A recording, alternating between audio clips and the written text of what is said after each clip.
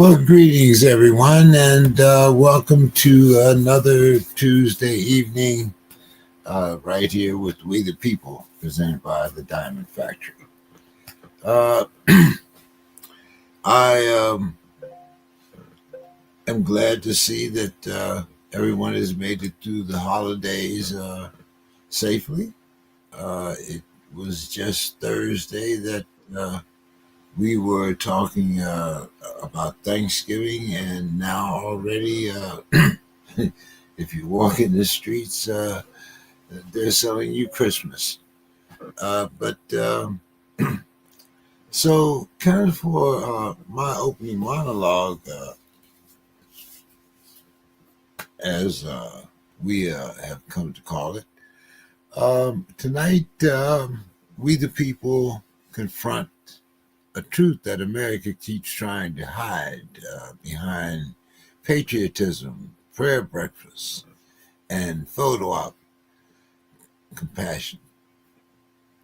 The country was built on a starvation economy, not accidental hunger, not unfortunate poverty, a design system where the rich eat first, best, and most, and everyone else fights over the scraps.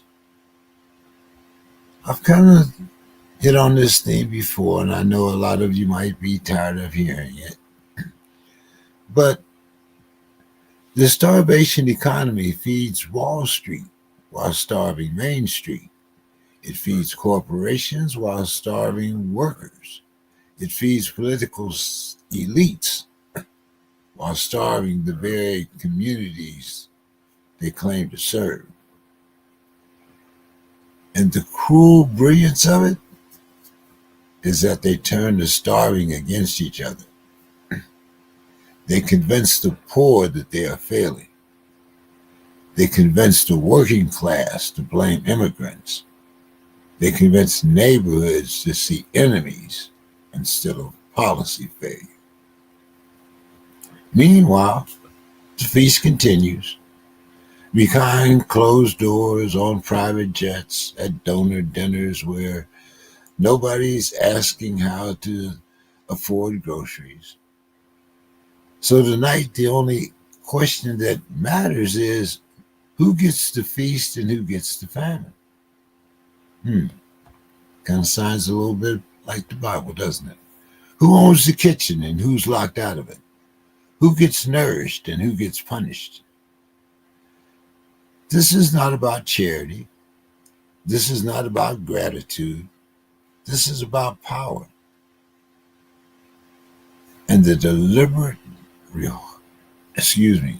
withholding of substance, not substance, substance.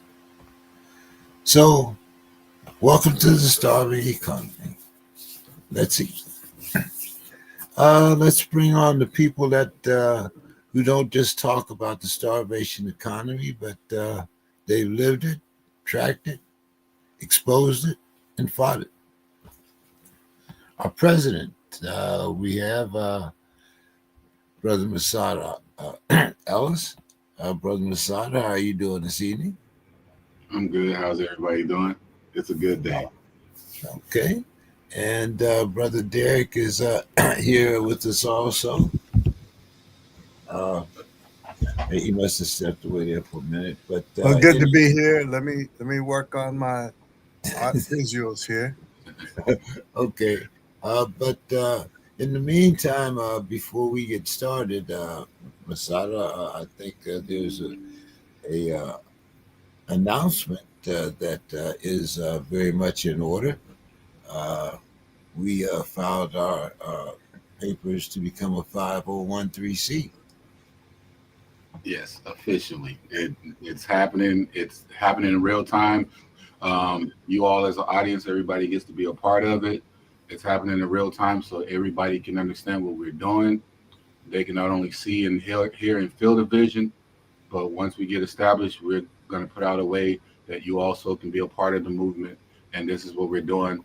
Community elevation. It's a coalition for everybody who believes in that and what we stand for. Yep.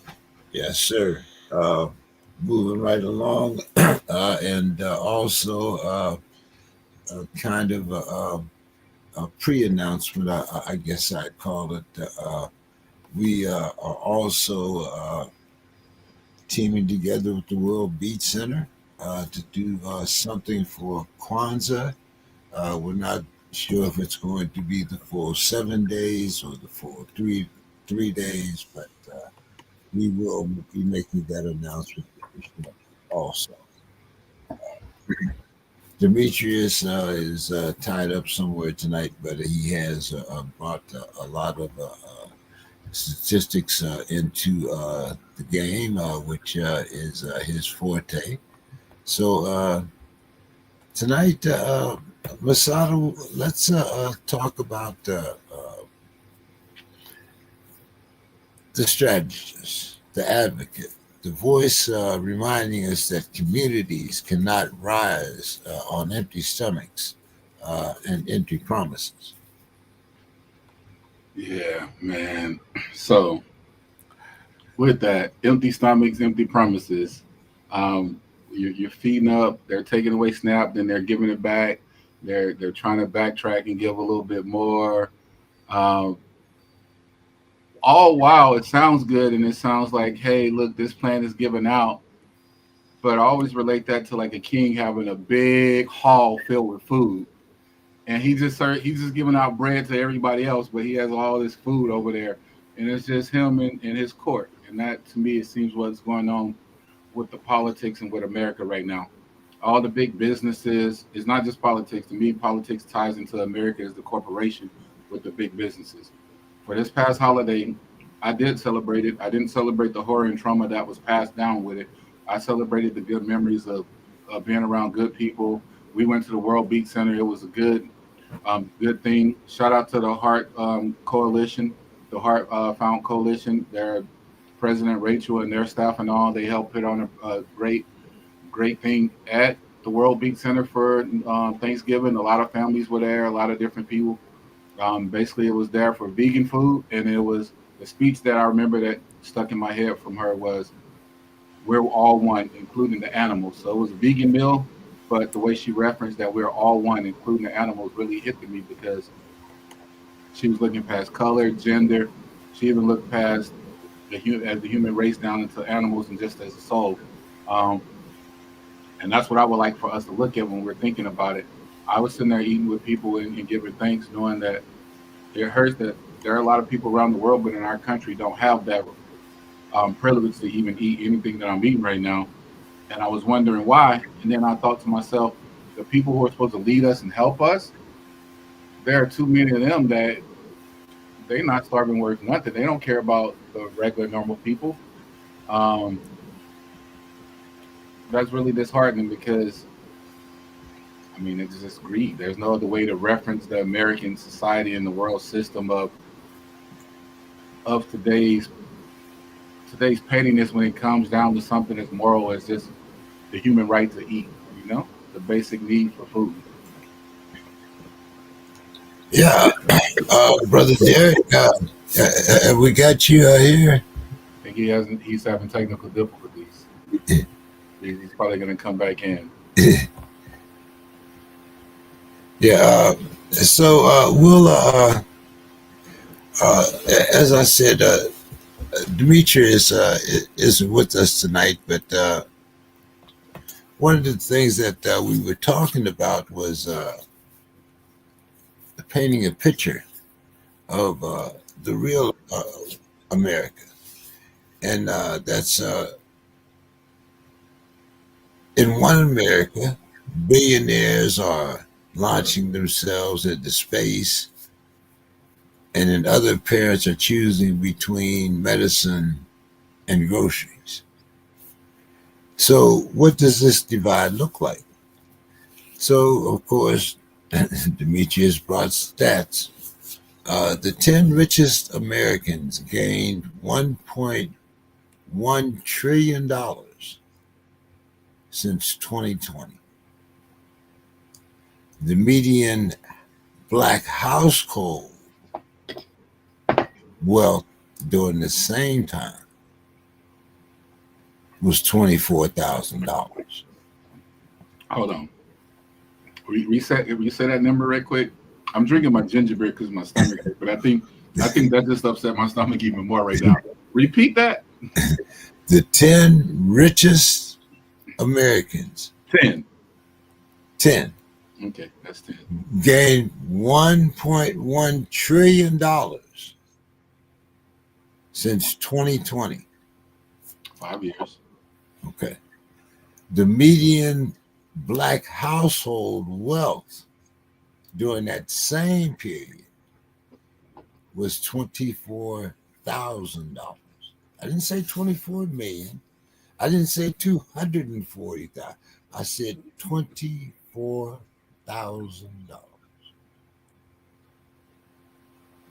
So you have food inflation outpacing wage growth. Hold on, James. We're gonna do this unconventional tonight because we don't have our members here, but I want to do those numbers. You said the 10. You said 10. I said 10. 1.1 trillion. 10, right? Yeah. And you said the average black medium household in the U.S. is 13.6% of households have a black householder, according to the 2021 data from the Census Bureau. That means that 13.4% of the population in the second quarter of 2020, while 2023 data showed that that's 48.3 million people in the U.S. identified as black. So 13.4% out of 48.3 million. So you're telling me millions of black households didn't beat 10? 10? Not even close? Not even close to one household, one white household, honestly, right? I don't know how many black trillionaires you know, but but and now we didn't. I remember we didn't say the median income. We said wealth. Yes. How much wealth they possess. That's still wild. Wealth, income, any numbers. Numbers. 1 point. I ain't that smart. 1.2, 1.21 trillion or 24,000. I think that's a long, long way off. You think so? Yeah. A little bit. I might bet on that one. But anyway, as we know, Demetrius' things is numbers. So let me go on here. Let's see. So the widening wealth and income disparity in the U.S. is driven by a combination of economic, social, and policy-related factors.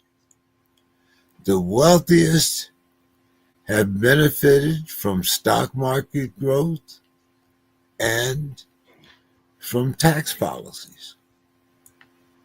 Lower and middle income families have been have seen their purchasing power eroded by slow wage growth and inflation. Capital gains, and not a lot of people know what capital gains are because we're not in that bracket. But capital gains and asset appreciation disproportionately has benefited the wealthiest individuals who hold the majority of financial assets, which we have just said. The median black household wealth remains significantly lower, as you had just said. 1/10 that of the median white household. 1/10. Historical and ongoing systemic inequalities, including discriminatory housing and labor practices, all feed into this. Eventually, we'll talk about some other factors to that. I wanted we need Brother Derek in here. Brother Derek, can you at least hear us?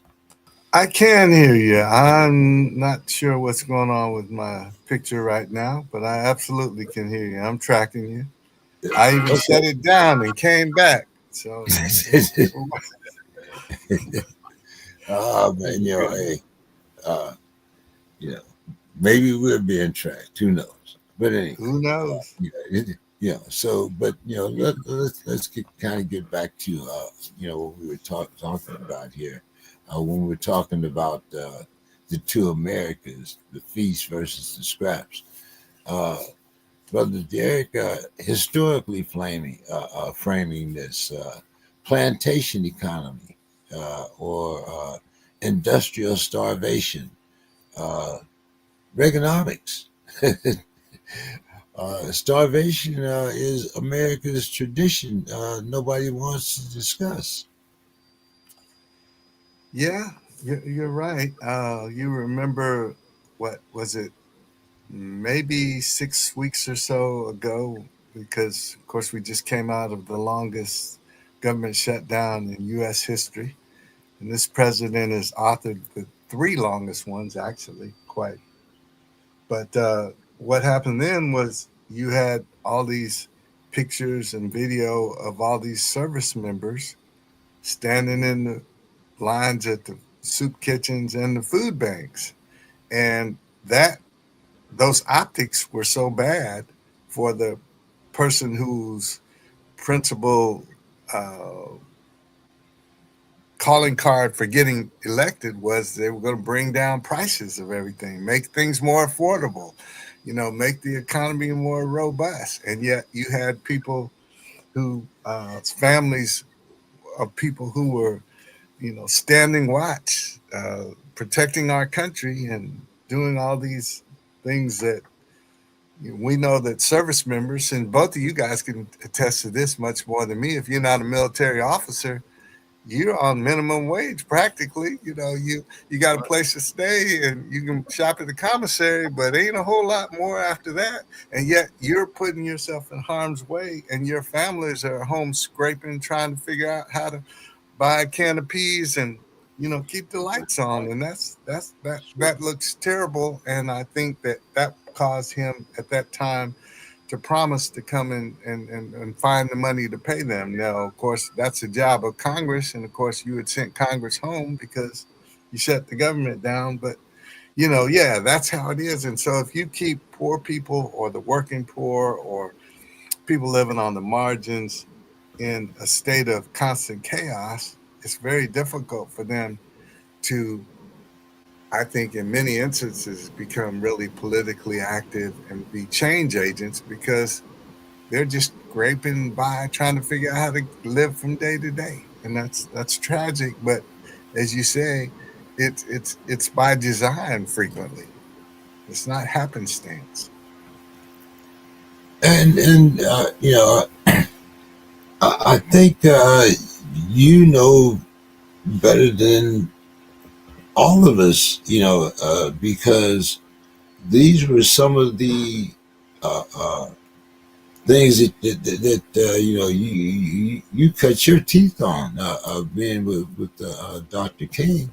We talked about some of the same things back then. Where you had the good grocery markets over in that neighborhood, but the A and P was Yeah, where we went to shop. You know, you're so absolutely right. And one of the things, in fact, I mean, I live in a middle class neighborhood,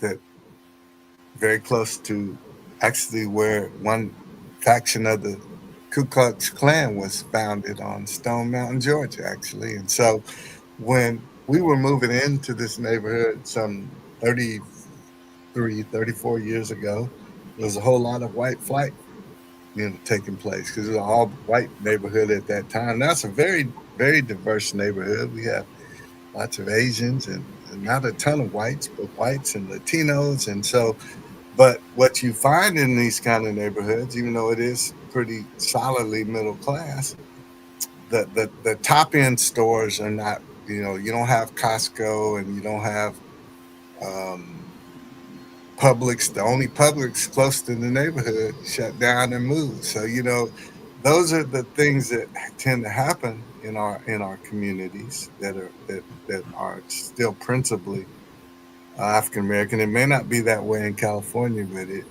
well, particularly maybe not in San Diego. Maybe you got access to everything, but it's a lot of the rest of the world. And so you're right; those are the things that Dr. King stood for, and most of his ministry, quite honestly, most of the people that he sought to bring relief to were poor, and they were the less educated. They were the least of these. They were the people that were the voiceless, the people who faced the deepest levels of oppression and Jim Crow, because that's how it is in the Deep South. That's why seven of the eight governors that I had to work with, and the senators in those states refused to expand Medicaid. They didn't care that people had health insurance, and they didn't care that people were were struggling. And so those are the people, and in many instances, that's the base of this president. And so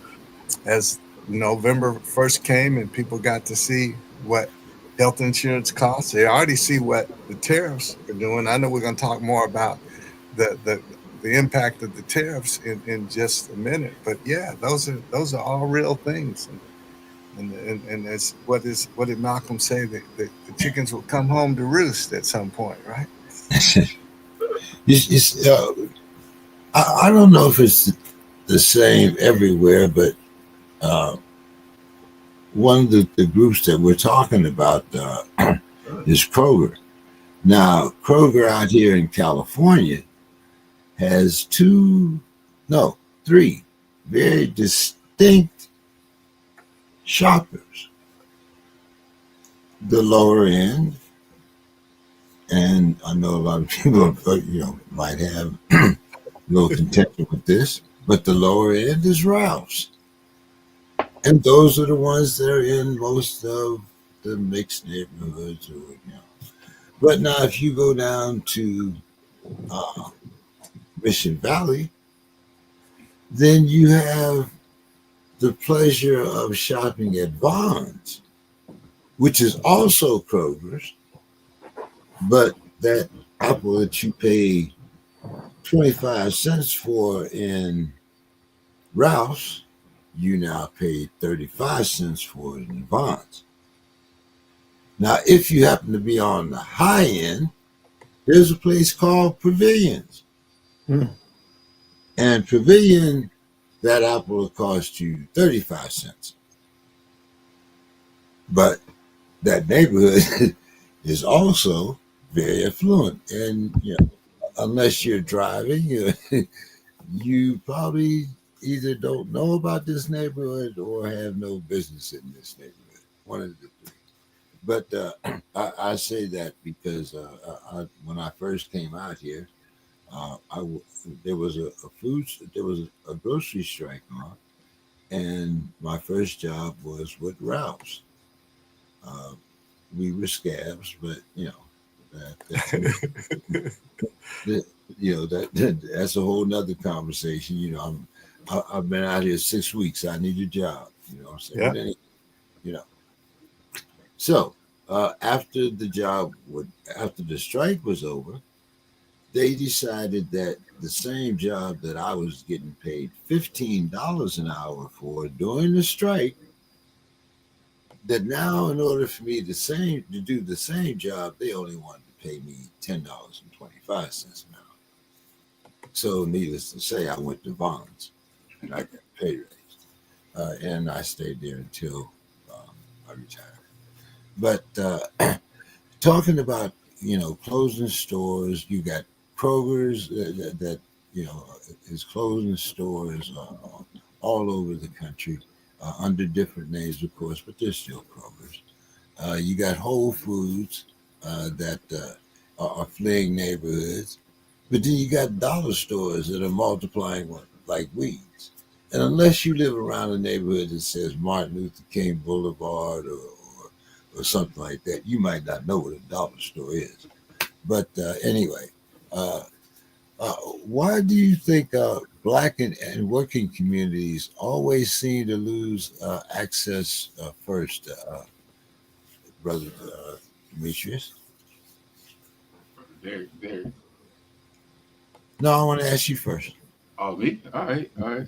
I mean, Well, beside, I'm sorry. no, you're fine. I was like, did Demetrius sneak on? Is it? I feel I like got all his stats here. I'm gonna read them to you afterwards. Go ahead. he's great. I know he gave me some great ones that's coming up for the conference I'm doing next week. We got some good ones for us. Um, it's not just the grocery stores and the dollar stores are, but the 99-cent stores closed too. I don't know if you knew that, but the 99-cent stores they closed. Um, I noticed that more with just it's not just those type of stores. It's all. When I first got out to California, the biggest shock to me was I had a friend living in PB. I stayed in City Heights at the moment. And if you're from California, San Diego, you know City Heights. But I stayed in City Heights at that time. When I would go to over to kick it with him, gas would be 10 to 15 cents cheaper. Yeah. And he stayed 1 block away from La Jolla. So if you don't know San Diego, California, you don't know what I'm talking about with Pacific Beach and all that. Just Google it. You have a Google out there. But the influential neighborhoods, the higher the price goes up, the closer to the beach, the really nice neighborhoods, gas was 10 to 15 cents cheaper in some areas than it was in Southeast or in the neighborhoods that I was living in, what we call hood or what people like to classify as ghetto. That to me is outstanding in itself. You're talking about Kroger's, Whole Foods, all those healthy stores. You don't have a lot of them in there. I did a research and study one time, not even just with those stores and the prices. There's an app called Yuka. We eat healthy. We try to eat healthy. The app Yuka tells you everything that they put in there for your foods. It'll give it up from one score from 0 to 100. The higher the number, it goes into green. The lower the number, it goes into red. Um, I would say 90% of the foods I found in the lower economic communities were all mostly closely to red, while the food stores in the nicer neighborhoods, affluent neighborhoods, were all closer to really green and really good. They weren't in the yellow really. They weren't definitely weren't in the orange or red, and that was a concern. And the reason why, to answer your question, they do that is by design because if you keep them dry and down and poor and fighting amongst each other, they don't have time to sit there and figure out that they're being bamboozled. They don't have the time and energy. I once heard this powerful man that I had respect for a little bit come talk to the lower class people and tell them they have the same 24 hours in the day. And he's a damn lie. We don't got the same 24 hours in the day because of the one factor, money, the economic factor of money. If you're rich, you're allowed time to go and do whatever you want during the day, and that money buys you that time. If you're poor, you're just waking up thinking about food, what we're talking about now. You're thinking about rent, what we're talking about now with the shelter, and you're thinking about healthcare. And guess what they've been attacking this whole time, all the time? Our food source supply, healthcare, and education. That sounds like a design to me. Before I come to you,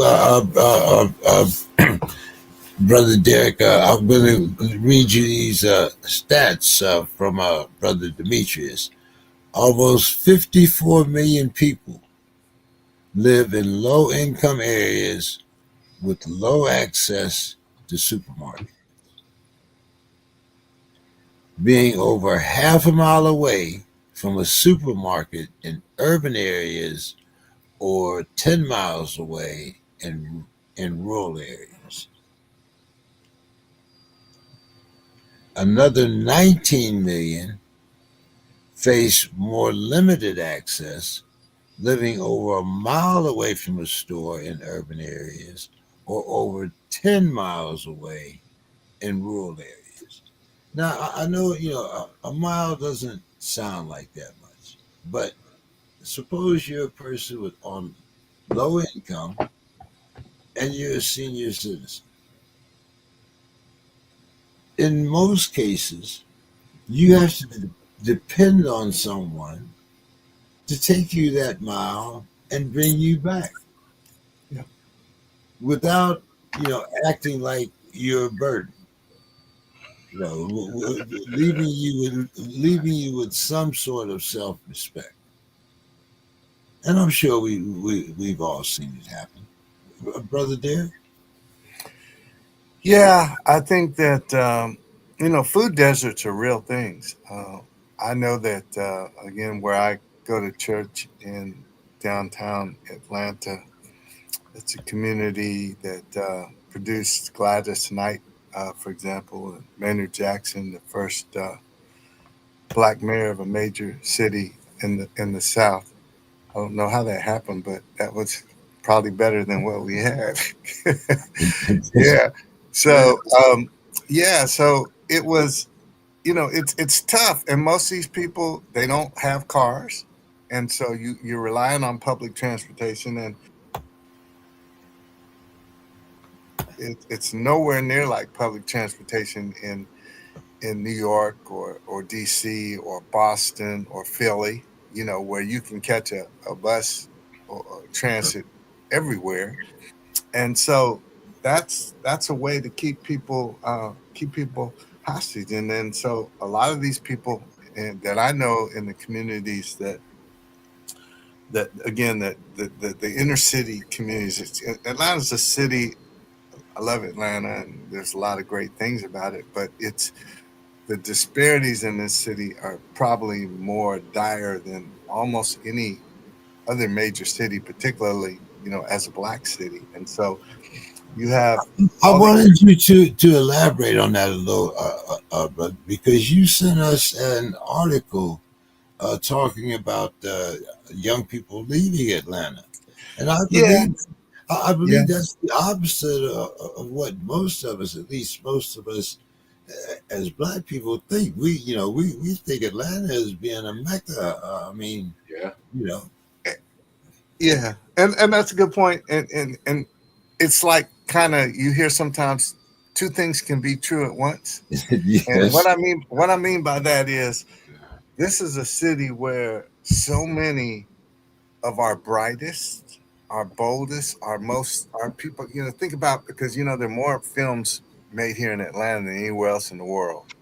So those people in that entertainment industry, they're coming, and there's so many of them that are talented.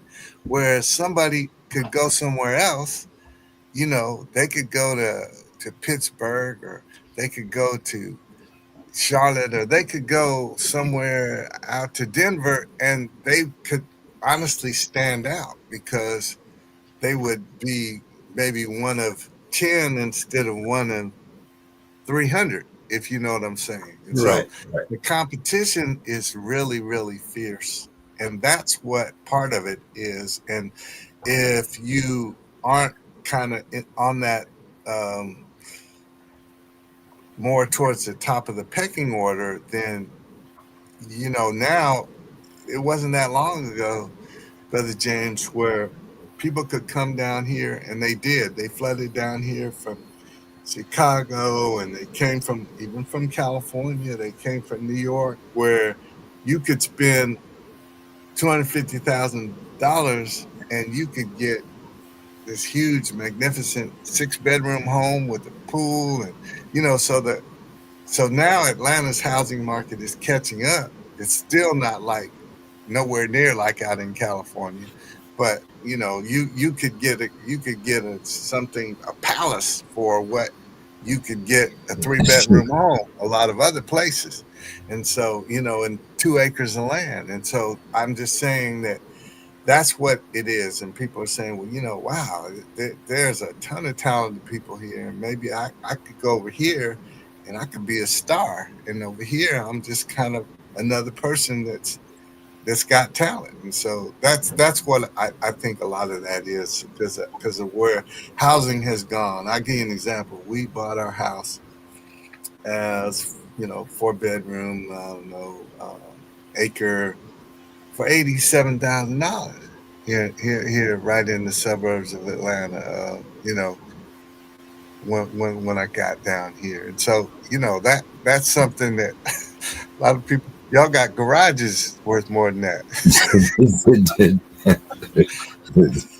facts. So Yeah, yeah, so that's what I think it is. It's just it they is call them really granny flats. They call them granny flats out here. yeah, yeah. I was out there. I was out there in wow, right outside of LA for a conference, and I went to one of my first cousins they had a little gathering for us in their backyard. Now their house was like a third of the size of mine, maybe even a fourth, but they're charging people $1,000 for the party in their back in their house, and also their house is worth way over $1 million, so that, that's foreign to me. So I think all of those things kind of factor in, and then plus, I mean, we have, of course, we have the world's busiest airport, but in terms of the infrastructure, you still have places here where it's hard to catch a train to or a bus to, because there's places where people in the outskirts, they don't want us out there. So there's still that fight going on there. And, yeah, so yeah, I think that's real. In fact, I saw there was one other. There was surprising a couple of others. I think Detroit was another place where people were leaving, as I remember looking at that list. They were higher on the list than Atlanta, and I know Atlanta does have this reputation, and some of it is true and well reserved, but there's that other side of it. There's a whole ton of poor people, poor uneducated people here in I'm Atlanta. with you on a lot of that, my brother. I love Detroit. Shout out to Detroit, but y'all are worried. A lot of people leaving that cold ain't surprising though, brother. You ain't lying about that, bro. I was on the phone with somebody from the Midwest, and I told them it was business, and they said, "What took so long?" And I was like, "I'm outside throwing baseball with my son," and he was like, "It's a snowstorm. What do you mean?" And he was like, "Oh, you're in Cali," and I was like, "Yeah." And then I thought about it, like that's why we pay that tax too. A lot of people come here, my brother, and they be like telling me they're gonna buy this or buy that, and buy a house or something like that, and then they look up a price, and I'll be like, "Yeah, just Yeah, yeah." That's why yeah, you can say, "Yeah." Yeah, if you own property here in San Diego, I'm not sure about where you are, Masada, but I know the same property that was bought here in 2006, between 2012 and 2018, Uh huh. you couldn't sell the property for what you bought it for. Now prices are going back up and things are getting, we're doing that real estate slump. It affected people out here in California too. It affected But the, people in the but past. the one thing that it did not affect, and you have to excuse me, brother Derek. The one thing it didn't affect was our taxes. right. Taxes. it's, Yeah, They y'all went are up. notorious for your taxes, for sure. Oh no, they went up. They went up. yeah, Um, I mean, yeah. But I mean, but then again, like that's the price of living out here in California, the same as it is as having that $500 bill in Cleveland, Ohio, during the wintertime. yeah. So Well, I understand that, but there's also a difference, and when you're in an urban setting and you encounter a food desert than it is when I'll say when you are in a more rural setting.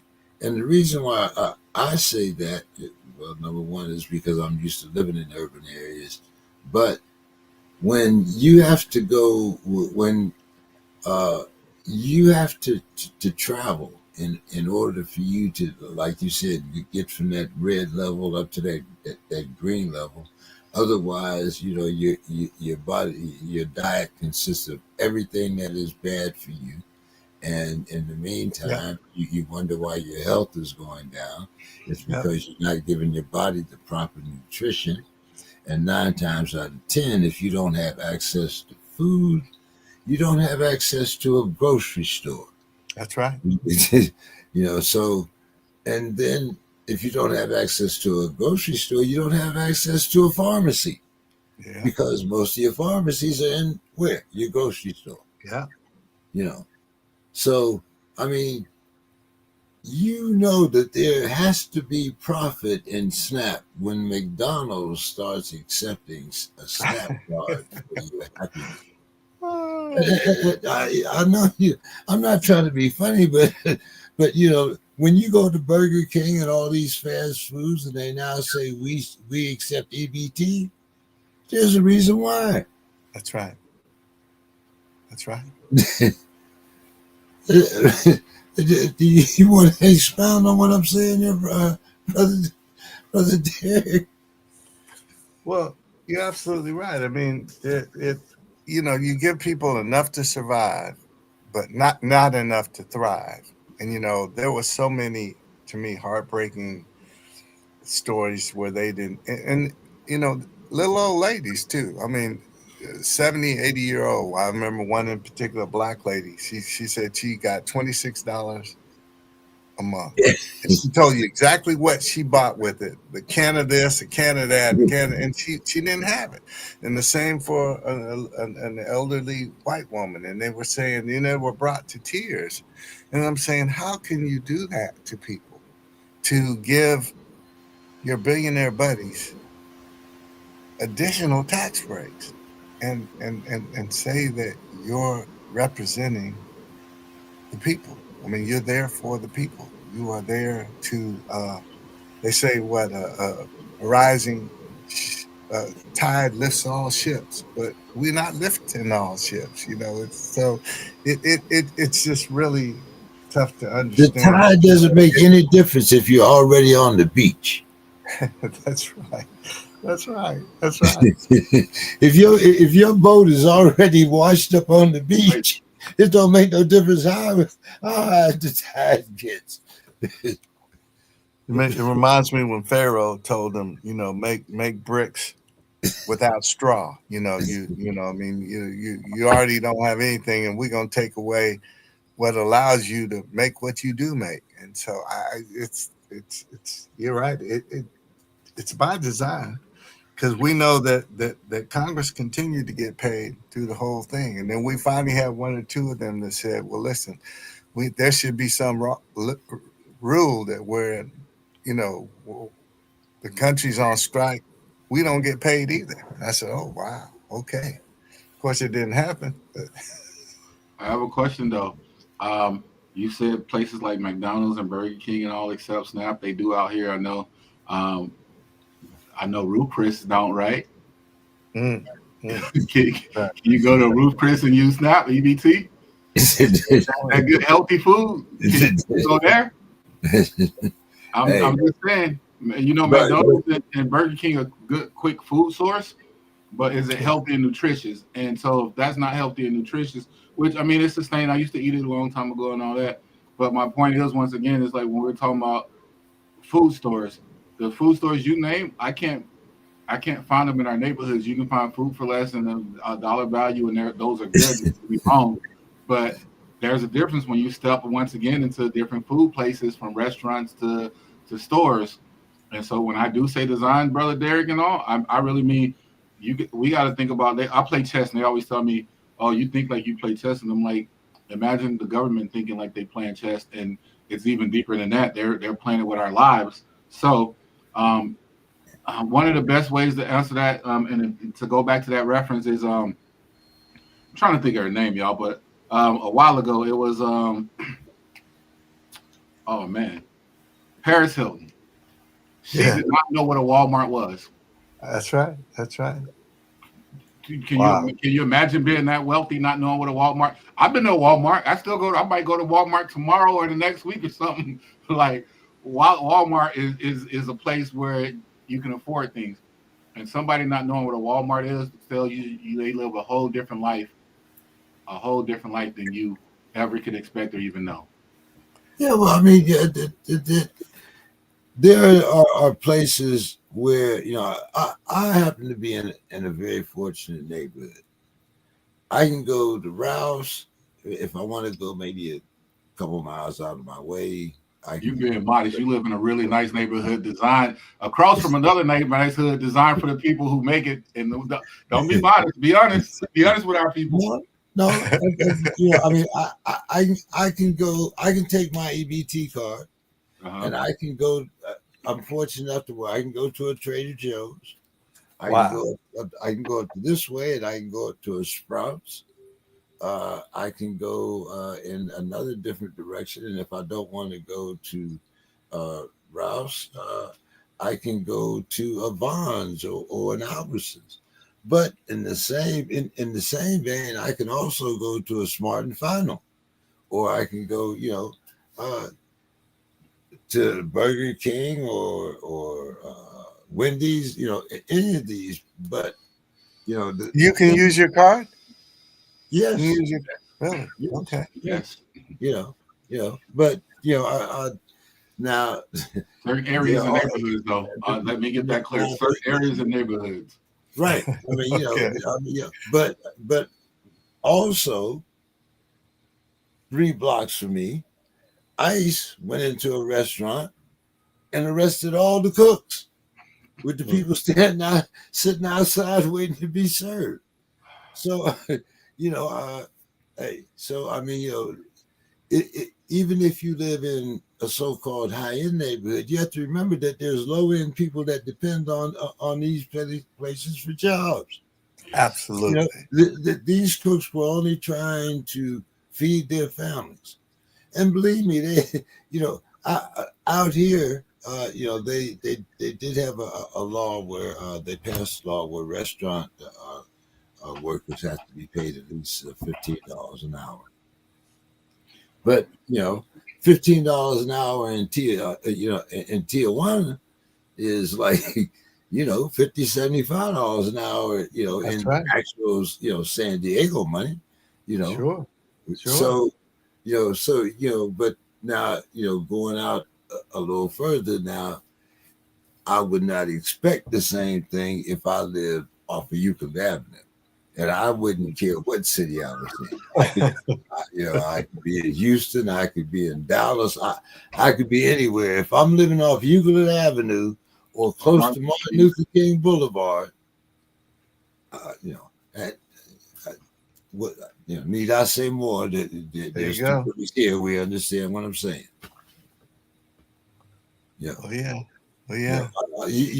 But you don't see the same stores off of the Dwight Eisenhower Freeway that you see off of, Martin Luther King Freeway. Absolutely. Absolutely. So yeah, like in my neighborhood, I mean, I have a son that lives out where there are Sprouts and there are some of these, Costco and some of these other Trader Joe's, but I got to drive like 20 minutes to get to anything like that. And the Kroger I have, and I like Kroger and everything, but more likely going to be the ones where you can get some bent cans and less of the higher end quality. And then you have a lot of, you have shopper kind of stores, these big box stores that are not, on the high end. And so, yeah, it's just Big Lots and all that. Yeah, it's a disclaimer out here too, though, brother James. I'm from Mississippi. I'm from the country. I've been through Georgia. I love all the South and all that. The infrastructure, though. So, also speaking on that, like it takes your drive. I myself, brother James is probably like 5-8 minutes from the beach. Myself, I'm probably about 10-15 minutes from it. 15 minutes from everything. The infrastructure here in San Diego with the freeways as well. I'm about 15 minutes from the border of Mexico as well. wow. Yeah, it's a good infrastructure out here. I will give them that. Although our infrastructure is poor with the draining system, because that song truly doesn't rain in Southern California. But as far as it is commuting, it's really good. So where you guys are, what would you say the African American population is? What, 8-10%? Is it that high? 3 to 5, maybe not. 3 to Probably 5. higher in Masada. That's why y'all got it so good. I stay closer to the black population. It's kind of unfortunate when you in talking any city, you can find different demographics. Although while San Diego is very diverse, if I mention Miramar, most people would probably say Asian and military. If I say La Jolla, most people say white and European. If I say Chula Vista, National City, they'll say Mexicans. And if I say Southeast San Diego, Southeast is known and they're proud because it's hood and black. It's a lot of great things. A lot of great people come from it. Me coming from Mississippi, though, and seeing a San Diego area, no matter what area I look at, we all have different areas we just call hood, and they're hood for different reasons. Coming from where I come from, even staying out here in the part of the Southeast San Diego, I love and respect all y'all, man. It's pretty nice, but it is lower than what their expectation is, because their standard is not to Mississippi standard. Their standard is out here to San Diego, to where you have downtown, you have La Jolla, you have PB. Here's an example. IB, Imperial Beach. We name our beaches really slow. IB, PB, Pacific Beach, Mission Beach is IB is the beach that borders Mexico. I Beach has a drainage system and a problem right now where literal shit is dumped into the ocean side. That has been worked on for 4 or 5 years, or it's been getting bad and worked on. I've been to that's the Tijuana River. The Tijuana River, yes. I've been to all kind of conferences, engagements, speaking on that. Not me personally, but helping speaking on it. I had the senator come down. They were trying to talk to the governor, and they made a good point. If that was Venice Beach, it would have been fixed. But since it's Imperial Beach next to Tijuana, it's not, and it's a beautiful beach. But now La Jolla, 3 beaches over, just to put it in context for everybody. If this is Mexico, this is Tijuana River, and this is IB. Then you go Ocean Beach, it's Ocean Beach. And then you have Mission Beach, that's the tourist attraction beach. And then you have PB, that's the white, young party beach. And then you have the further north you go, right? The further north you go, the better it gets. You go to La Jolla, and that's the oh my God, try to look up a hotel out there and then talk to me later about it. But the water gets clearer the higher you go, and it gets really pretty. And IB is a really pretty infrastructural place. It's the southwestern point that you can go in the whole United States. It's the most southwestern point you can go, and yet nothing's been done about it because it's next to Tijuana, next to Mexico, and that's by design as well. See, now, to give you an even better example, when the little one comes down here from LA, we go to the tide pools in La Jolla. Yeah. We have never taken he's never, you don't even know where Imperial Beach is. It's a beautiful thing though, James, because you get exposure to the good life, the better life, to know that what's out there, what's available. Because I bet there are people who never left South Central LA who wouldn't have a clue about some of that. I have relatives in Ohio that unless they flew in, that's the only time that they left It gets worse than that. It gets worse than that. I can say I got family and friends from Mississippi that won't come. I have friends from San Diego, California that have never been to La Jolla. And when I told them I go there, they said, ew, you're white, or we're acting white. And I said, y'all don't know what y'all missing out. That is one of my favorite places in the world, and I've been around. Was that 20, 30 miles away or something? Oh, no, for me? Yeah, not like even 14, that. like 12, yeah. Now, brother, there, everything is in close vicinity around San Diego. And you get free bus passes as well. If you're in school, I don't know how long they've been doing that, but you get free public transportation. We have a trolley system. San Diego is really good for that. What I'm blaming now is this is where my duality comes in, and this is where I lose people. And this is where I don't want to lose my people, but I need everybody to hear me. I stay in a very influential city. It's the most expensive city in the United States as of this moment. I have friends that look like me, some that don't, but come from lower economic housing and statuses. And they've told me before, when I've told them I experienced Pacific Beach or La Jolla or Del Mar or Encinitas, however you want to all pronounce it, those are all the nice areas. If y'all don't know Del Mar, look it up. That's where they have the horse races, the Triple Crown, and everything else. The movie Pretty Woman, if you're old enough to remember that movie, young enough, whatever, that's where they did some scenes at and all. Those influential places are very nice, and people that look like me tell me that they don't want to go there, that they're not beach people, or that that's not for them. While me and my family and my kids, I love going over there because I love seeing nice shit. So sometimes I'm gonna blame who the blame needs to be on, and the blame also needs to be on us as well, because I have a friend out back home. I love him to death.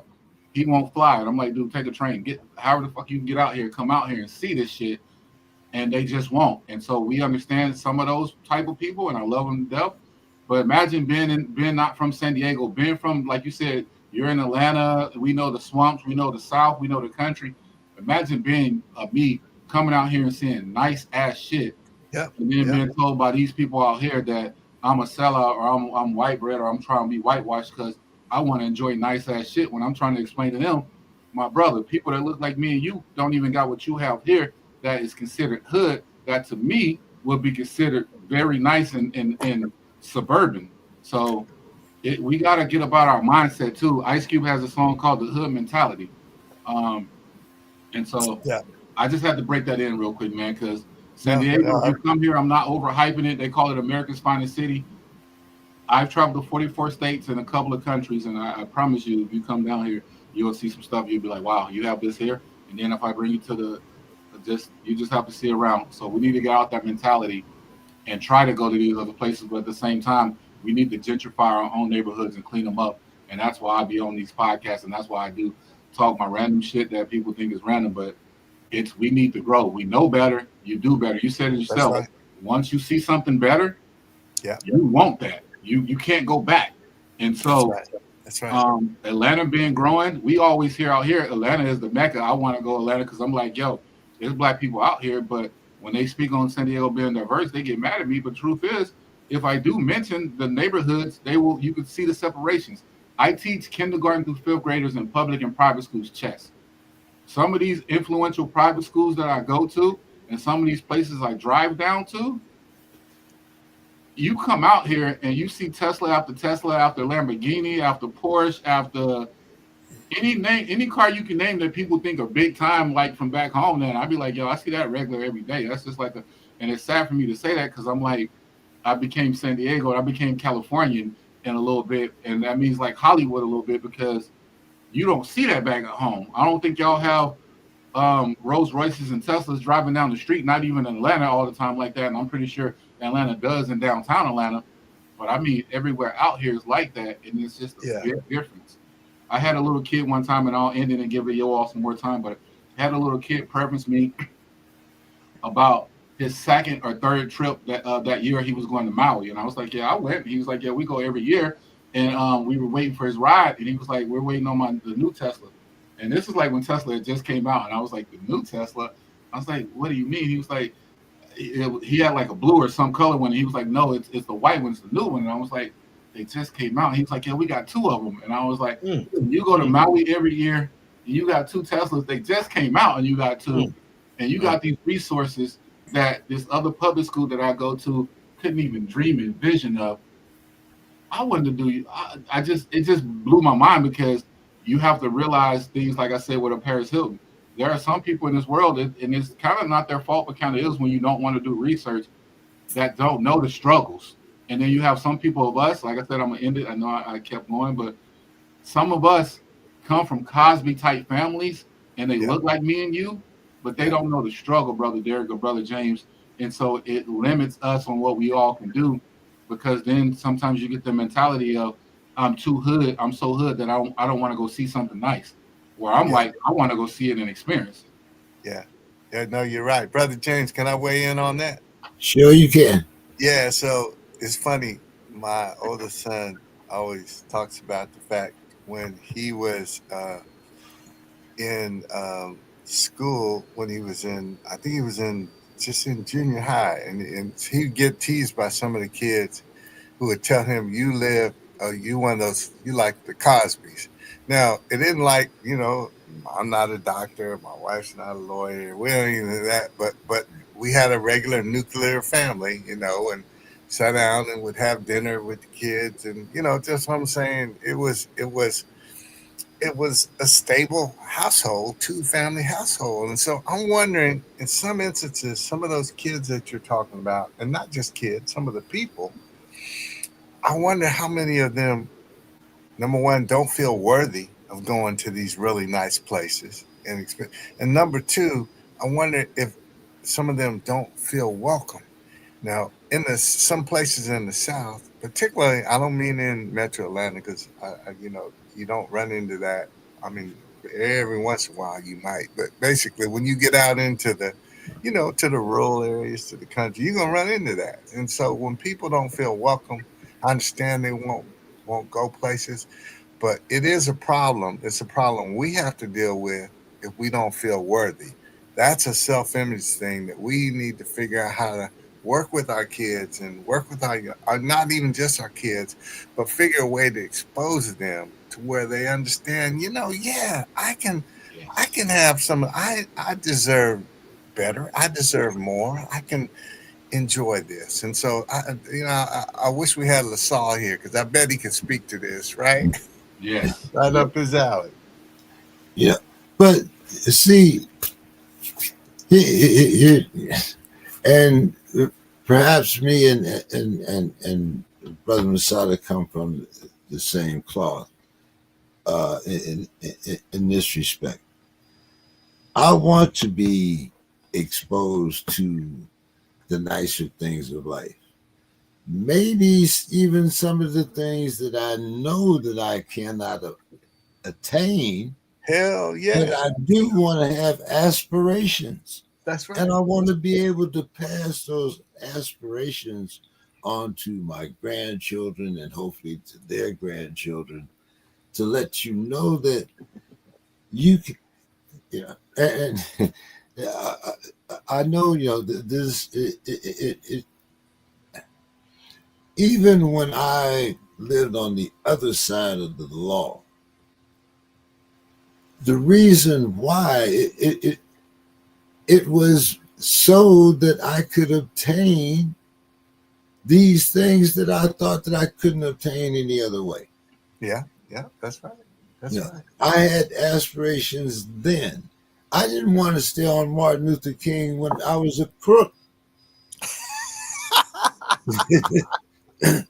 And I mean, I'm just being serious. Change the You views, know, James. We need to see you tell this story, please. I'm sorry that y'all, I messed this up, but yeah, let's see you, brother. no, I Yeah. mean, No, seriously, absolutely. Absolutely. when I started out in you know my life of crime wasn't so I could stay in the projects. That's right. My life of crime wasn't so I could drive a damn Ford. Shit, I wanted to Cadillac a tornado. You know, I wanted to be able to go down to the tailor and get me a suit, not a That's suit right. off the rack. That's right. You know, and maybe I was just maybe I was cut from a different cloth, but you know, I was always taught to think upward. Regardless of whether I ended up later on, but right now I'm thinking upward. I want to be able to, and back in the day, Brother Gar, we used to dress, Mhm. Yeah. Yeah. hey, I wanted that collar I could pop. You know what I'm saying? I wanted to be able to go down to the after hour joint, at the end of the night, and the doorman know who I am. Yeah. I mean, so maybe it's because I've lived this long, and I'm able to look back because believe me, I got a lot of parts that aren't here now, you know, but we all when we got out of high school, that was our thing to get out of the hood. It wasn't to That's stay right. in the hood, That's right. you know. Yeah. Let me address that though. After y'all, for my generation, the late '80s, early '90s, I was taught we wanted to give back and go back to the hood. So like with our segment for food and starvation and grocery wars and corporate retreat, right? Solutions and accountability for me. The community needs ownership of food sources, not dependency. We need to rebuild. We need to gentrify, as I spoke earlier, our own communities. Because right now people keep saying we're all in the same kitchen, but we're not in the same kitchen. We're not even in the same building, y'all. Some of us Mm. grew up in the dining room. Some of us grew up in washing dishes in the back. Some of us were Mhm. never invited inside at all. We were told That's to right. eat outside, figure it out, and call it equal opportunity. So when we talk Yep. about two Americas, we talk about two different floor plans, two different rule books, and two different sets of expectations, all pretending to be the same house.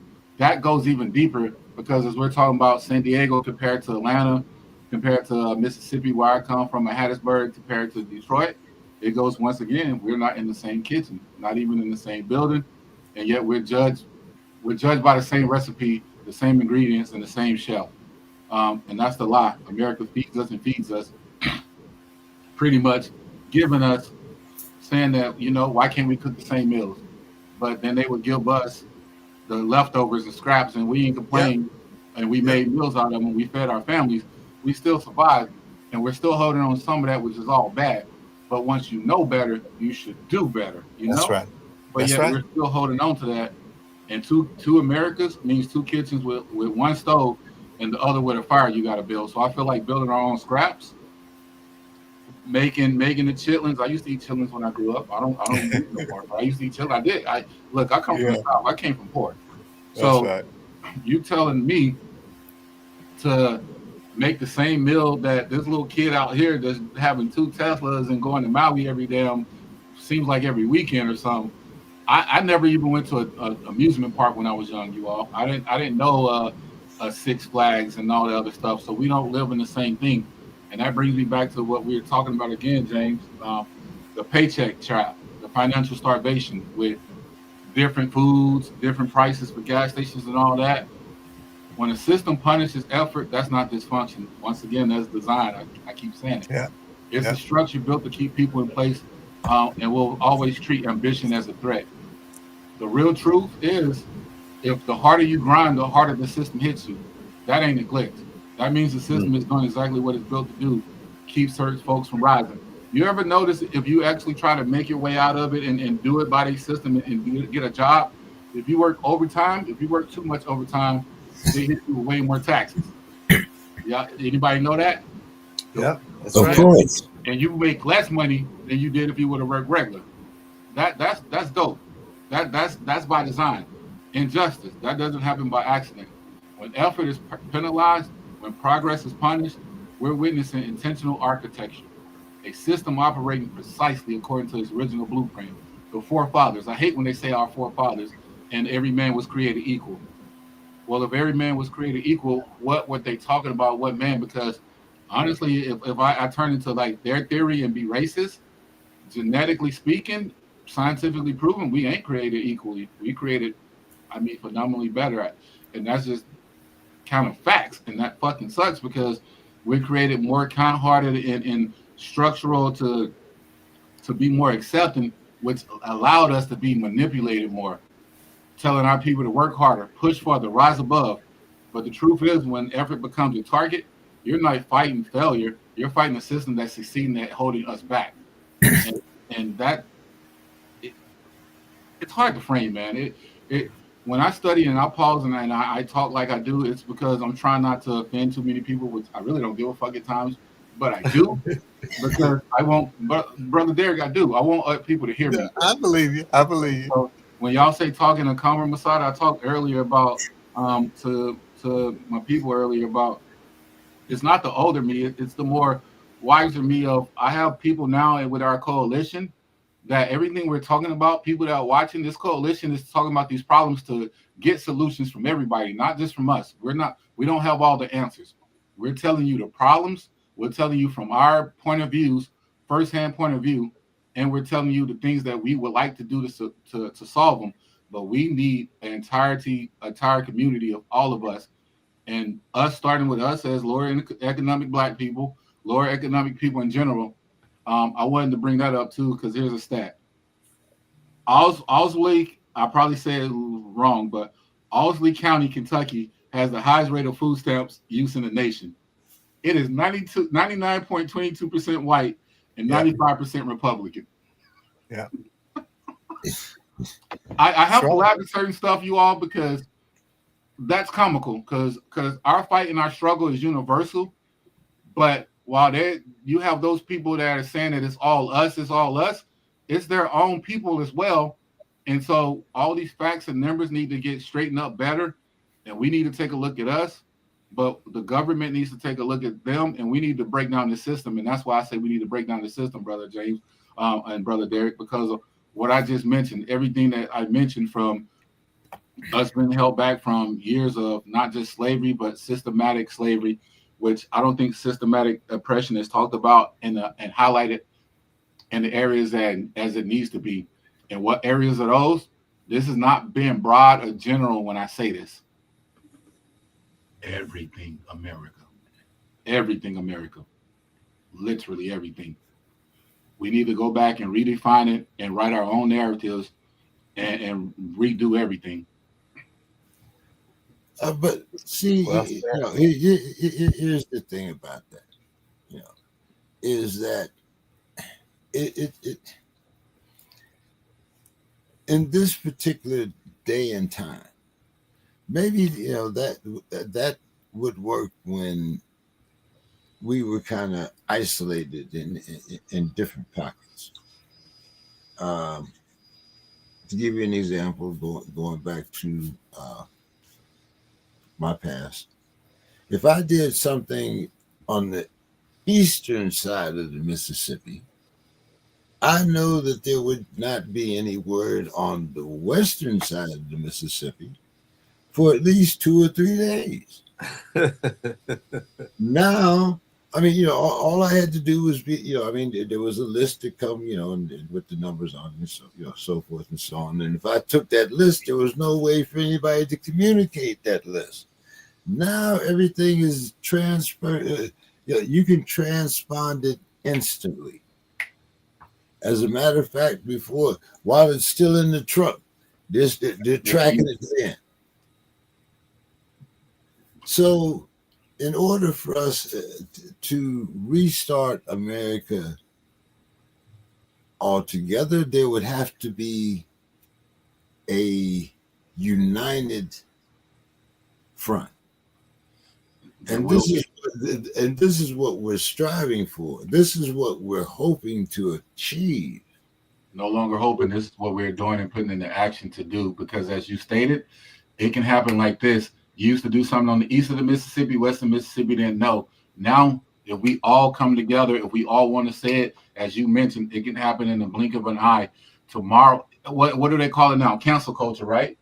You know how many people woke up the next morning without jobs because they got canceled? That's right. Give us some light on this, Brother Derek, because you're probably the most right now. You're that voice, that's kind of crying out in the wilderness. The rest of us are ready to burn the place down. Well, I don't think I'm gonna bring the can of gasoline or the torch, but yeah, I mean it's we're in a rough place. When you did, just to point out, when you talked about the cancel culture, I mean that was flipped on its head when people, and again I don't rejoice Charlie Kirk's killing because he spoke out. I vehemently disagree with what he had to say and his philosophy and his mindset, but a whole bunch of people got fired for that. They did, for whatever they had to say, if they cheered, if they wrote something, if they, said that whatever they had to say. And that, that is the epitome of council culture to me. I want to go back to something that the Masada had to say. The one thing that most of particularly the rural Black folk in the South, and ultimately that's most of us, have our roots. I can't remember, James. Well, James, I guess you from Pittsburgh, but somewhere before then, your people came in Charleston or down in Meridian, Mississippi. There you go. There you go. We all have those. Why you been keeping that? Hold on. Why you be keeping that? Meridian? All right. Yeah, yeah, yeah. Every Meridian, time Mississippi, and Gadsden, Alabama. there you go. Well, Gadsden, right, by the way, is right next to where the Freedom Riders bus was firebombed in Yeah, Anniston. yeah. In Anniston, and Uncle in is. Anniston, the Klansmen that pulled Nat King Cole off the stage in Birmingham and beat him were from Anniston. So that is a hotbed. So all of us have our roots down there. And one of the things that all of the people who knew and worked closely with Dr. King said is that the thing that the poor rural black folk had to always said was that the thing that he gave them most was the belief. He helped them believe that they were worthy, that they deserved more, that they were just as good as anybody else. And you can imagine after being told, living in Jim Crow society and being slaves and being marginalized for generations, that was a mindset change. But you're right, Masada, we got to be past that, and we got to help our people get past that. Maybe even if you can figure out how to grab somebody and take them and show them that beach. Maybe they're afraid to go, and then that breaks them out of that cocoon, so to speak, because we got to figure out how to do that. We got to also stop putting each other down because Yes. we are seeking to achieve and have more and be more. And I'm not talking about by hijacking somebody or breaking in to it and taking it, because ultimately we know that's not the answer. So yeah, but I can't wait to get down. I actually went to in pronounce Ensenada. Ensenada. Yeah, Yeah. we flew out of we. I mean, we took the cruise out of L.A. this summer. We're down there for my son's 45th birthday, and so it was great. But yeah, so many people to think that there are people right there in San Diego who have never experienced any of that. It just blows my mind. Yeah. Well, you tell a Oh, good yeah. Hey. mentality. Um, and it's not. It's I don't blame anybody. I'm like you. It's not putting blame on us. It's saying that okay, this has happened. This is what it is. Now let's fix it. Let's change it That's because it. when you do try to do better and show them educational wise or something that's not known to be hood, then you are considered something different or you're trying to be Yeah, somebody else. And I feel like I'm just trying to be the best version I can be on this planet. there you So go. I want to There do you the go. best things, you know. I want to taste the Yeah. best food, drink the best water. Um, it just random things, man. I don't even want to say too much about different things, but I grew up not even having a shower until I came out to being in the Marine Corps. Like that's where I'm from. That's the Hattiesburg, Mississippi. I'm from. Yeah. I had friends or people I know. They probably had nice houses and all that, but I come from 816 Mobile Street. Look me up next to the Gula. It sounds funny, but it sounds funny for a reason. I'm from where places where police wouldn't come, and that's not over exaggerating. That's not hyping it up. Look up the Gula, Palmer's Crossing, Dab Street, Mobile Street. Mobile Street, matter of fact, where I stay is about 5, 6 blocks from downtown Hattiesburg. Which the more I found out about where I come from, it was one of the leading forces in the civil rights movement as well. Um, and I have to thank my mom, and I have to thank some of the people like Dr. Eddie Holloway. He was a dean at the University of Southern Mississippi. They kind of guided me along the way. And so I always wonder why I got guided, and then I thought about not why just I got guided. How did I as a kid know to cling on to that and to listen and to not settle and to feel that I was more? Because I believe, as you do, Derek, that we should make each other feel that we're worthy because we are.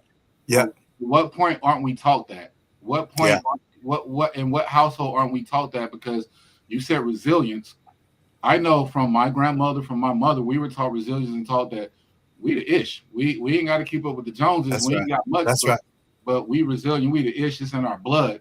I That's have a right. song that I'm gonna share with everybody. I love to share things. It's not even my song. When I speak on music and speak on things and love, it's stuff I love. There's a woman called Esperanza Spalding. She has a song called Oh Black Gold. yeah. Oh yeah. She's Black bad. Gold. I listen to that when I'm feeling in any kind of mood. That's my song. Mm. What's I, the name of it? What's the name of it, Masada? Black Gold. Black Gold. Okay. Black Okay. Gold. You just Yeah. Black Gold. It goes, hold your head as high as you can, so you can see who you are, little man. Maybe in life nobody ever told you so, but something I'm gonna misquote it right now. It's not verbatim, but basically, you come from the blood that you carry inside you, your ancestors' blood. Powerful men, kingdom builders of civilizations, and kingdoms, and just it's just a great, powerful song. And I Yes. wish we would play more than that than playing. And I don't even want to name none of these fucking hip hop people or rap people because people. But I wish we would play more of that than what we play today. Because even in my time, I don't care Yeah. what you say about rap music and all that. My mom and them used to play "Keep Your Head Up," and I don't care how y'all feel about Tupac and all that, but a song like "Keep Your Head Up" to a young black kid, Yep. say no more to me. It made me feel like I was the ish. I got you, you know. So Black Gold by Esperanza Spalding. And then let's put the onus on us at times, and that's what we're doing. We're building a community for us to get us out of what we've been taught and what we had to keep on to and hold on to. Yep. We don't have to hold on to those old narratives no more. Let's get better. Let's do better.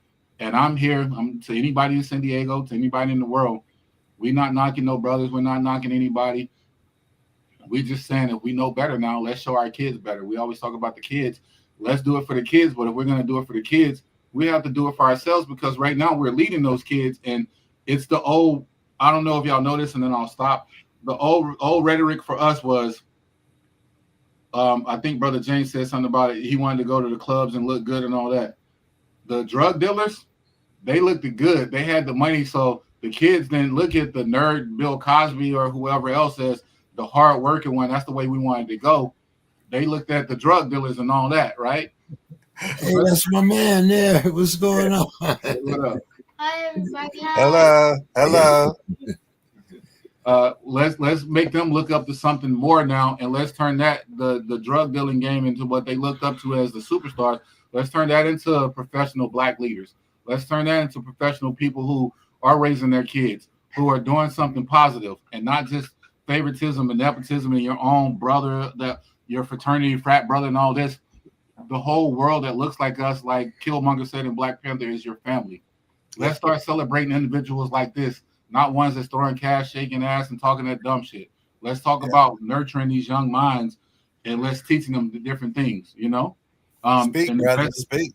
The best example of that is there's a Martin Luther King rec center here that we're bringing our boys to for the first time. They talked about the little kid person teaching them chess. I teach chess in public and private schools to kindergarten and fifth graders. When they said they wanted to teach my kids chess and it's Martin Luther King and it's black people, I said, go ahead. I didn't go in there thinking I was better than an instructor. I didn't go in there trying to tell them what to do. I went in there happy that another young black man was going to be able to be interactive with my kid in a positive way. That's right. And that's what we need more of, celebrating each other and lifting each other up. And Brother Derek, I'll take anybody to the beach. I tell them, let's go. The problem is when you do that, and I have to say this and people don't like it, but yeah, people need to listen. I used to always hear act accordingly, and then my mom was always telling me, man, be you. And then I realized both things were right. I don't want to take nobody to La Jolla and you yelling in words to me all the time and saying N word. Right. I don't, because I don't want to be called into my house. That's right. I don't want to be called that when these rich snobs looking at us like we are anyway, and you're giving them permission to do that because now you done came with your pants down way below. My mom would have knocked my ass out if I ever had my pants down below my ass. But nowadays that's the style and the trend, and people are gonna be like, "Who are you talk shit about?" But nowadays that's the style and the trend, and yet it's just deplorable to me because I don't want to be seen with somebody like that in public because then that gives me a bad image and gives that white person or that other person, whatever we want to say, the right to be like, look, I told you. That's See, right. I told you. That's right. And it's like, why? I know that we got black kings and queens and respect and love. And I know our parents and people yell at us for that. And I know some of his fashion is supposed to be cool and all that. But the reality of it is, if you only give one people a perspective and you keep perpetrating that narrative that they saw in movies, they saw in films that depict us, that they hear in this music that depict us as that, the fuck you expect them to see and believe when we go out to somewhere nice? Like, we got to think about different stuff. And then people like, I can act like I want to act. Yeah, but don't come Listen, when I tell you I teach public and private schools, you ever go to your kid's school, and I'm just saying this to whoever's out there listening. I go to my kid's school sometimes, and I'll see a black mom or even like a Latina mom or sometimes like the Asian mom. And you know they look like they just came from a club or they're going to a strip club, and I'll be like, "Yo, did you know you got you're taking your first grader, your second grader, your kindergarten kid, and you picking them and dropping them up, and look how you dress." And I can't say that because everybody's dressed how they want to dress, and they're gonna hit me with that and all that. But I'm just saying perspective on where you're going and what you're doing. You know what I mean? Because if we're going to a club, or if you tell one of these people that's dressed like some type of way or something that they're going to some, I got you. If you tell them they're going to the red carpet hip hop awards, they're gonna go buy a fucking $1,000 suit or go rent something they can't afford. Yeah. So you know better. You're telling me you know better. That's right. So come on, baby. Let's go, brothers and sisters and everybody, man. This shit ain't hard. We know better. Let's do better. That's everything I always try to say. And I ain't the perfect one. Listen, I've done a lot of stuff. I dress hood, I smoke. I used to wild out, go to clubs. I've never had my pants below my ass because my mom and them, I just was raised better than that. And that's nothing knocking you who did it. But it's learning. It's learning how to be better and how to be human, you know? I came from the hood. I'm still hood. I got a lot of hood tendencies, like a lot of hood tendencies. Why do I gotta show them? I wear good draws. I ain't, I ain't talking about, like Hanes and, you want them to be known. You know what I'm saying? But I don't need nobody to see the label. Yeah. I'm gonna whoop that ass. You know why? I know, my taste and whatnot, but I don't need nobody to see what color draw, whether my drawers is matching my socks or I'm just not from that generation. When I get dressed, I want to look dapper. I want, maybe a pair of gaiters or something. I'm just now getting to the suits and tennis shoe thing. I'm still kind of wrestling with that. I don't care if your sneakers cost $10,000. They still goddamn sneakers. But anyway, Forgive me if y'all hear me. I'm parenting for a second too. You do you, bro. I'm dad 24/7. I hear you, brother James, with the shoes. I told my nephew that he does a head coaching thing or assistant coaching thing for strength and conditioning. He said, I went and bought $10 shoes at Ross right now just to be comfortable. And I told him out here, I went down towards Mexico and got me 2 pair of shoes for $80. And I floss on them, brother Jerry and James, like this. The shoes originally, one shoes were $170, the other was like $130. I'm not paying that for no shoes. I paid $90 for both of them because I got big feet and I like they fit comfortable on there and they're a little name brand, but it ain't because of the name. It's because I can buy two for one price for a low ass price. And they cost about, I got them for like a 300% discount, feels like. That's just marketing and branding, and that's the system designed to do what it is again.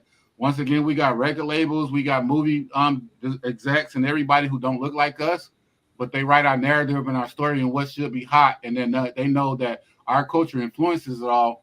And once we influences it, we sell out at the top and not even sell out. We get misguided and directed by thinking the money, the status, and the name of the shirt or the shoes you wear. When honestly, there is a difference in quality when you do get higher up. I won't lie to anybody about that.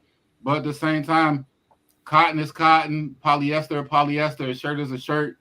And if it fits you and keeps you warm, what it's supposed to do and keep you covered, because we haven't grown past that part with sexuality yet in this life as people, just wear it. Don't you can make whatever hot, just wear it. Stop trying to chase after everything else. I get tired of people with that because people will. I saw a kid, he had True Religion pants and jeans on. If y'all don't know, True Religion started, I think, like $300 or more for a pair of pants.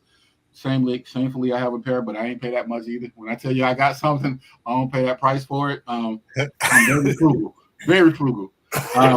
But he had it, and I was so confused because I could tell this kid they didn't even have a car. They were talking about trying to get somewhere, and they didn't have a car. they live with their mom. He had his girlfriend out on a date, and I thought to myself, you look good, but how many of us trying to look good instead of be good?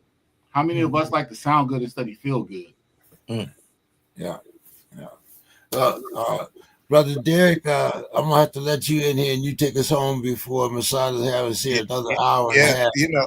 Yeah. There's not much I can add to that. That you said a lot, and I would go back to what you pointed out in terms of parenting. We really need to make sure that our young people understand what's expected of them, and we do our best to model it. And one of the things you were talking about, taking the people to the beach, one of the things, unfortunately, you can't push a wet noodle. You can't take everybody, but I think there are some people we can talk to in advance and say, look, we're going into this kind of area. You've never been here before. There was a time I'd never been here before. Let's represent who we are. Let's represent kings and queens and strong, good Black people when we go in there. Let's not toss the N word. We kind of have to help prepare people sometimes. And there's people who can receive that. And if they can't receive that, we need to leave them home. But there are some. And because if we let people know what else is out there, then, and just your story, Masada, as you talked about how you grew up and there wasn't a shower in the house. And I'll share this now. My dad, because of being in the military, and we know the GI Bill was not available to a whole lot of Black folk, okay? But, he was one of the ones that did benefit. And I know he bought a house in maybe 52 or 53 in Atlanta. It's a little 2-bedroom home, but I think it cost $18,000, running water, showers, brick home. But at the same time, my mother was trying to get her degree from Morris Brown, and I stayed with her people in the country down in Stockbridge, where Dr. King's father came from. And we went to the bathroom. We had an outhouse. There's a 2-stall outhouse, and we took a bath in the big, what kind of cauldron? What kind of tub did they call it? You know what I'm talking about, James? It's the Yeah, I know big something. silver.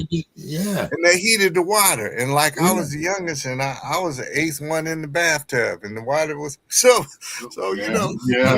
we come a mighty long way. So I would say this to people.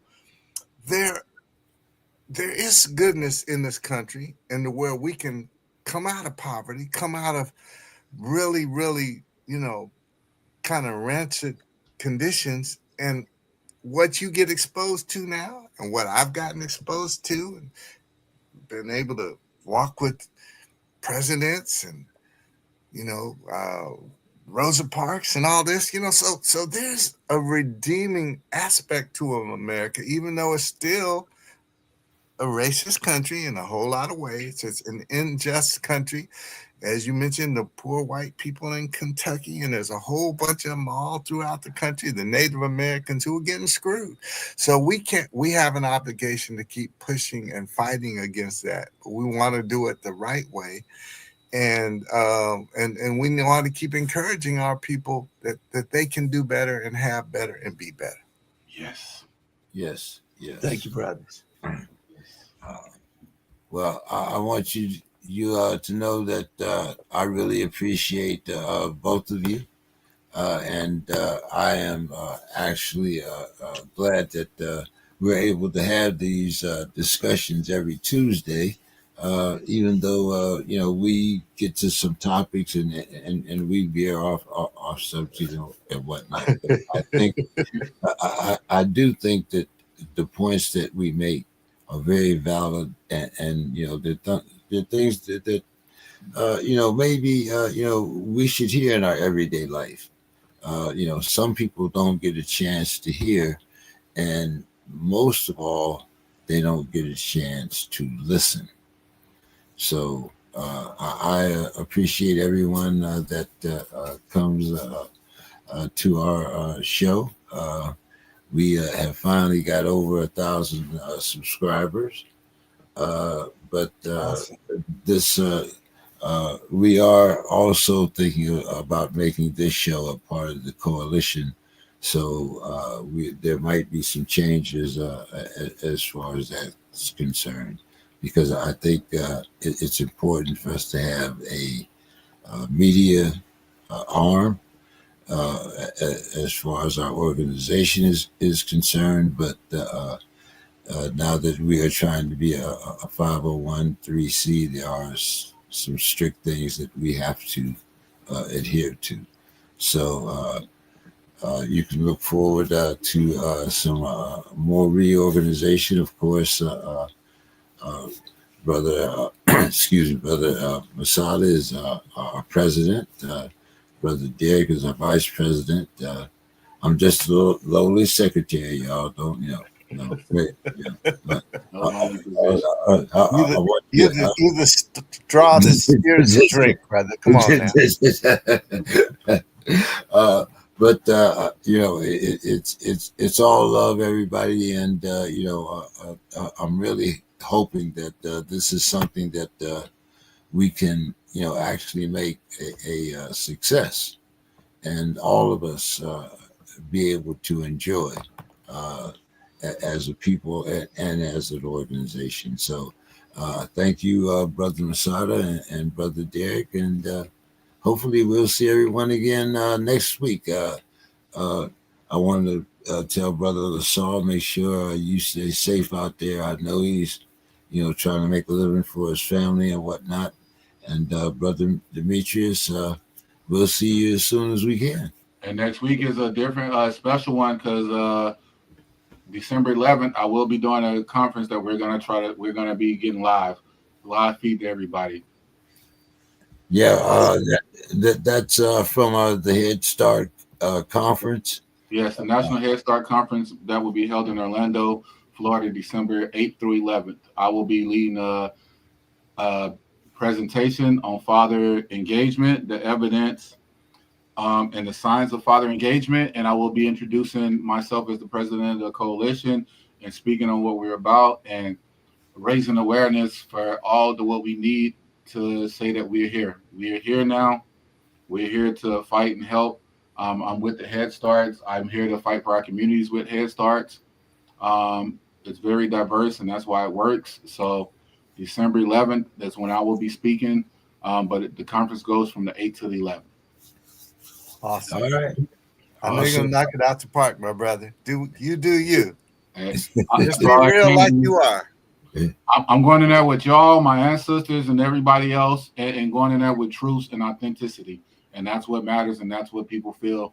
And I'm not going there. I say I'm going for a presentation, everyone, but I'm going down there to have a home talk with my people. That's what I do. There you go. There you go. Well, we should be back on. I think we have one more show before that. No, our next show. Well, the 11th. For sure, we'll have that presentation. And Brother Derek, we can't wait to get you and Demetrius out here for our first cabinet meeting, so to speak. I would like for us to do one a Zoom meeting after Masada gets back, but I'm looking forward to meeting everybody in person. So have a great night, everybody, and peace out, brothers. first of all, be safe and have a happy holiday. Peace out, brothers. Okay.